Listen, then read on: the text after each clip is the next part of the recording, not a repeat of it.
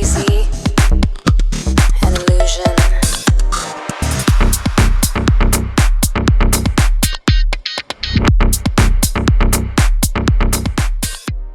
Donc celle-ci, c'est là la Ferrari.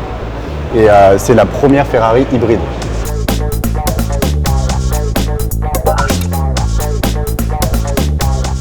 Donc qui fait un peu moins de 1000 chevaux. Et donc du coup, c'est un modèle hyper important dans la gamme parce que c'est la première hybridation chez Ferrari, ce qui va annoncer la suite avec les nouveaux modèles, maintenant la SF90, la 296. Celle-là, c'était la toute première, qui a maintenant, si je dis pas de bêtises, a quelques années derrière elle.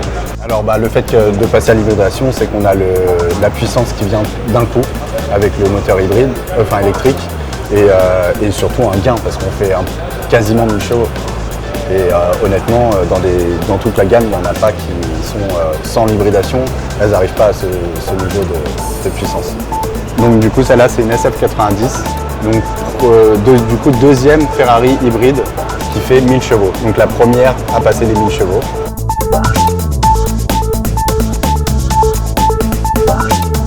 En termes de conduite, oui, on s'en rapproche. Parce qu'on a toute la puissance hybride.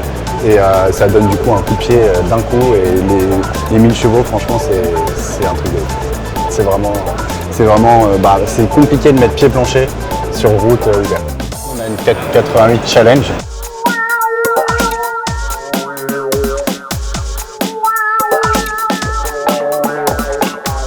C'est un modèle qui est non homologué sur route, qui est du coup la 488 normale préparée pour la piste.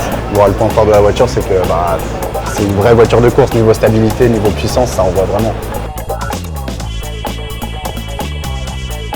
On a une SP2 Monza.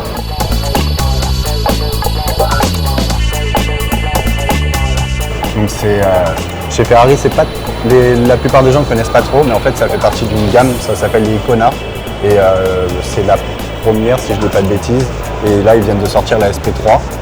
Et en gros, pour accéder à ce genre de véhicule, il faut déjà avoir un beau palmarès chez Ferrari en termes de modèles. Il faut déjà en avoir acheté quelques-unes. On ne peut pas y accéder et dire je veux acheter celle-là en premier. Il faut déjà avoir acheté quelques autres Ferrari. Là, en fait, c'est sur une base du coup une barquette, donc il n'y a pas de pare-brise et ça reprend la base, la structure, c'est comme une 812. Et ils ont fait en style barquette comme les voitures à l'époque. Honnêtement, c'est vraiment une voiture, toutes les Ferrari elles peuvent faire du circuit très bien parce que les châssis sont top et tout, c'est comme la 812, c'est la même base. Mais là, c'est vraiment son style qui est le plus mis en avant. Donc, du coup, celle-ci, c'est la 296 GTB.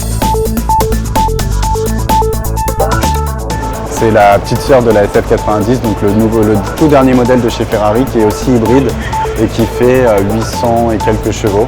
Donc du coup, sur un rapport poids-puissance, parce que c'est un peu plus léger qu'une SF90 et on est sur quelque chose de pas mal. Alors parce que la SF90, c'était vraiment le modèle pour annoncer le nouveau design chez Ferrari avec l'hybridation, les nouveaux moteurs. Et donc du coup, là, ils sont partis sur un modèle un peu plus raisonnable, entre guillemets, et ils ont tout mis dans la SF90 et là, maintenant, c'est la nouvelle lignée. Honnêtement, non, la cible ne va pas trop changer, mais malheureusement, avec toutes les normes écologiques et tout qu'on a dans l'automobile, on est obligé de passer sur de l'hybridation. Donc du coup, c'est pour ça qu'ils sont passés là-dessus. Donc là, on est sur une Ferrari Mondial T, qui est sortie dans les années 1980. Les différences de style, c'est en fonction des années. Après, franchement, je ne saurais pas vous dire quand ils sont passés d'un peu plus... Là, on voit que les formes sont plus rondes, là, c'était plus carré.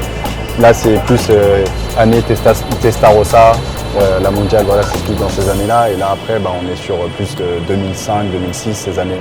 Donc là, en 80, 2006, le style, il a un peu changé. Et on n'est pas du tout sur les mêmes gammes de véhicules.